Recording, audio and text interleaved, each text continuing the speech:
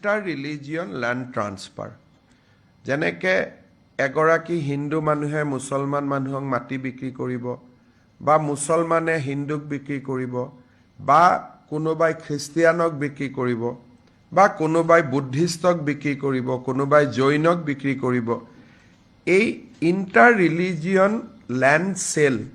তাক ৰেগুলেট কৰাৰ কাৰণে আজি কেবিনেটে এখন SOPৰ অনুমোদন জনায় এই অনুসৰি প্ৰথম যেতিয়া SDC তাত প্ৰস্তাৱটো আহিব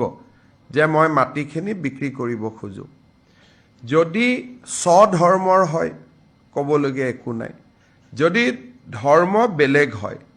হিন্দুৱে মুছলমানক কৰক বা মুছলমানে হিন্দুক কৰক যদি ইণ্টাৰ-ৰিলিজিয়ন হয় তেতিয়াহ'লে প্ৰস্তাৱটো মাটিডোখৰ সত্য হয়নে নহয় মাটিৰ মালিক হয়নে নহয় যিখিনি সাধাৰণ পৰীক্ষা সকলো মাটিৰ লেণ্ড ট্ৰান্সফাৰ হ'লে কৰে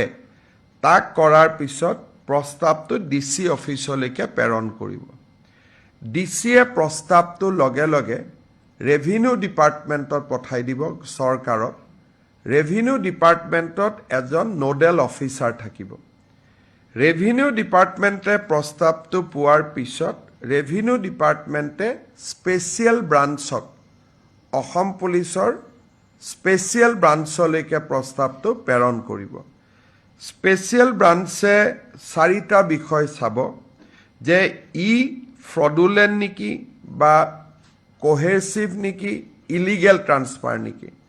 বা কোনোবাই যদি মাটিটো কিনিব খুজিছে তাৰ টকাৰ চ'ৰ্চটো কি মানে বিত্তটো ক'ৰ পৰা আহিছে whether it is a white money or black money সেইটো চাব তাৰপিছত চাব যে এই মাটিটো বিক্ৰী কৰিলে তাৰ সামাজিক গাঁথনিটোৰ ওপৰত কেনেকুৱা প্ৰভাৱ পৰিব তাক পৰীক্ষা কৰিব চতুৰ্থতে ৰাষ্ট্ৰীয় নিৰাপত্তাৰ দিশটো পৰীক্ষা কৰিব এই গোটেইকেইটা দিশ পৰীক্ষা কৰি SBয়ে আকৌ চৰকাৰক নিজৰ কথাখিনি লিখি জনাব চৰকাৰে কথাখিনি DCক জনাব আৰু DCয়ে মাটিটো বিক্ৰী কৰিব দিম বা নিদিম তাৰ ওপৰত DCয়ে সিদ্ধান্ত ল'ব এই আজি 6 মাহৰ পৰা লেণ্ড ট্ৰান্সফাৰ কেছবিলাক বহুতখিনি চৰকাৰতো পেণ্ডিং হৈ আছিলে এই SOPখন যোৱাৰ পিছত আমি এই SOP মতে